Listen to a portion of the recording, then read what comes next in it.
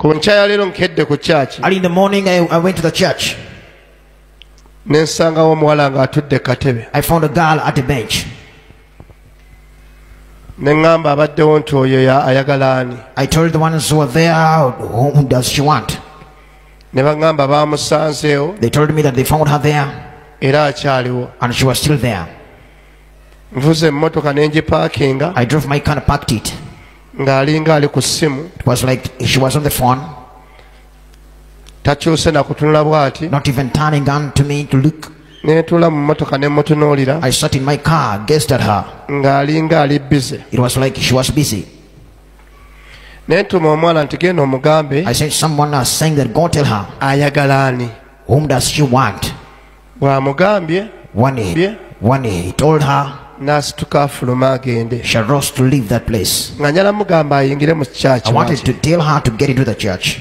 As she was going away, the Holy Spirit said unto me, she's not in a good condition. Then I called her. When she came to me, I told her, whom do you want? She said, no one. Then I said, you came here earlier, what did you want? Not knowing what she wanted. I told her, oh, you don't leave. I got some seats that I counseled her. What came from her? Why doesn't God hear me? Lwaki Katonda ze tampulira? Ebyo n'ebibuuzo abasinga ku ffe tubyebuuza. N'ogamba lwaki Katonda ze tampulira, lwaki tannyanukula, lwaki taddamu saana zange.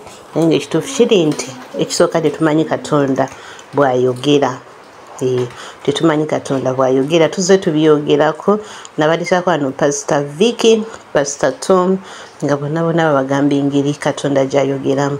Naye ate mujjukire nti Katonda tayogerera muntu mubi. Gwe tajja kwogereramu, kubanga ekisooka oba tusaanidde abamu mumusaba na busungu. Musaba ne mubeera nga abasaba muntu muno gw'olabakaawo. So kati musooke mwerongose. Soke twerongose, nga nange kwendi. Soke twerongose tumanye ebyo Katonda byayagala, tutuukirire mu Katonda.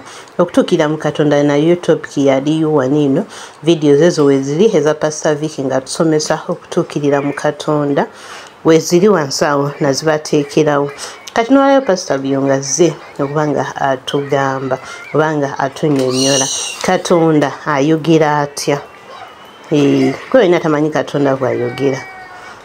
Tula wansi video eno girabe juba obudde mpola mpola obeere nga nati nawe akimanyi, obeere nga wejjukanye nawe atakimanyi, obeere nga olunaku lwaleero ova wano ng'okoze eki ng'otegedde. Era kambateekera video eno Katonda bankumire era bampeera omukisa. Early in the morning, I went to the church. I found a girl at the bench. I told the ones who were there, whom does she want? They told me that they found her there, and she was still there. I drove my car and parked it. It was like she was on the phone, not even turning on to me to look. I sat in my car, gazed at her. It was like she was busy. I sent someone saying that go tell her, whom does she want?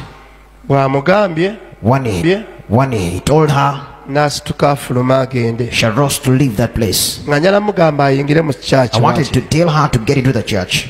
As she was going away, the Holy Spirit said unto me, she's not in a good condition. Then I called her. When she came to me, I told her, whom do you want? She said, no one. Then I said, you came here earlier, what did you want? Not knowing what she wanted. I told her, oh, you don't leave. I got some seats that I counseled her. What came from her? lwaki katonda tampulira? Why doesn't God hear me? Lwaki katonda nze tampulira? Why is it that God doesn't hear me? Ebizibu bimpitiriddeko lwaki tampulira? Many of the troubles which I have with me, why doesn't he hear me? Ne mugamba ekigambo kimu. I told her one word. Ti naye gw'oyagala akuwulire. Whom you want to hear you. Omanyi bw'ayogera? Do you know how he speaks? Bw'oyagala ayogera omanyi bw'ayogera? Yes, you want him to speak to you, but do you know the way he speaks? Ye omusaba otya? And how can you pray unto him? Buli omu alina engeri gy'asabamu Katonda we. Everyone has his own way of praying unto God. Naye wano wagenda okuva mu Owino. By the time I came from Owino, Nayina engatto yange. I had my shoe. Nayina engatto gye nali nsigazza. There is a shoe which I had with me. Nga kye kiringa ekindabikako. It was like something you could find with me. Yali ya pure leather. Yali ya leather.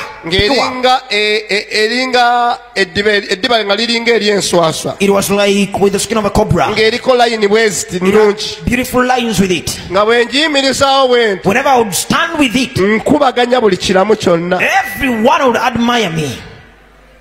Naye nga mu bulamu bwange gye nali nnina. But in my life, that is what I had with me.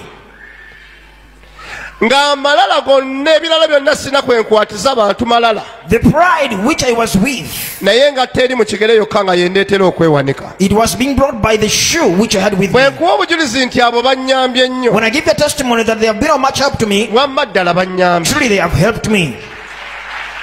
Bwe ŋŋenda ntuula mu Mukama nga ntuula mu Mukama. In my journey and in the Lord, ng'alina by'ayagala okunkwasaamu. when God was bring certain things to me, ebisinga n'engatto gye nneewanikirako. which are better than the shoe I was proud with, mu kutuukirira gy'ali. in righteousness with him, n'enkizuula n'amalala mabi. and I discovered that pride is so bad, okwepanka kubi. bragging is so bad, enjogera n'ekyuka. and I changed the way I was speaking, enkola y'ebintu and I n'ekyuka. changed my lifestyle. Katonda abakunziramu wali we najjira. And God answered me by the time in which I came to him. byampadde kaakati. What he has given me now, nga sisoose kutuukira mu before Katonda. becoming righteous in God, nandibadde muzibu nnyo. I would have been so hard.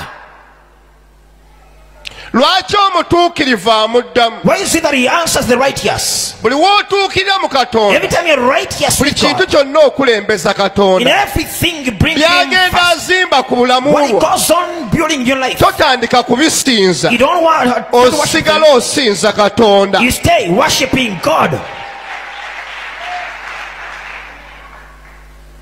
engatto The shoe gye nnali nnina which I had with me, bwe ngikompeyalinga ne Katonda byantuusizaamu kaakati. if I compare it with what God has made me acquire now, nfukamira ku maviivi ne nneenenya. I kneel down on my knees and I repent. ne ŋŋamba Mukama And I onsaasi. say, oh God, be gracious to me.